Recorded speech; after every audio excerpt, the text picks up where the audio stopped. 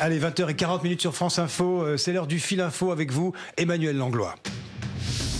Une réunion à l'Elysée cet après-midi avec le patronat et les syndicats sur les solutions à trouver en termes d'emploi face à l'épidémie de Covid. Le gouvernement annonce ainsi une hausse des aides à l'embauche des apprentis.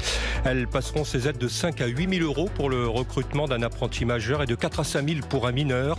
Le dispositif sera par ailleurs étendu jusqu'au niveau de la licence professionnelle, ce qui n'était pas le cas jusqu'à présent. La ministre du Travail, Muriel Pénicaud, elle annonce par ailleurs que des discussions sur l'assurance chômage vont s'ouvrir dans les semaines qui viennent en vue de parvenir à des décisions, dit-elle, d'ici l'été. C'est une première depuis la fin de la Seconde Guerre mondiale. L'épidémie oblige. Le traditionnel défilé sur les Champs-Élysées à Paris pour le 14 juillet sera remplacé par une cérémonie restreinte sur la place de la Concorde avec 2000 participants seulement, 2500 invités également. Cette cérémonie qui rendra hommage aux militaires et aux soignants mobilisés pendant la crise sanitaire. Et puis plus de 4 travailleurs sur 10 ont peur de perdre leur emploi en raison de cette crise économique liée au Covid-19. C'est ce que montre un sondage Odoxa d'Ansu Consulting pour France Info et Le Figaro.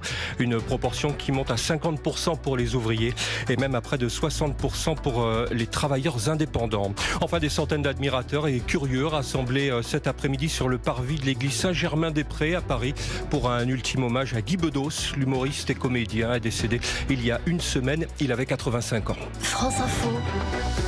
Et tout est plus clair. 20h, 21h, les informés, Jean-François Akili.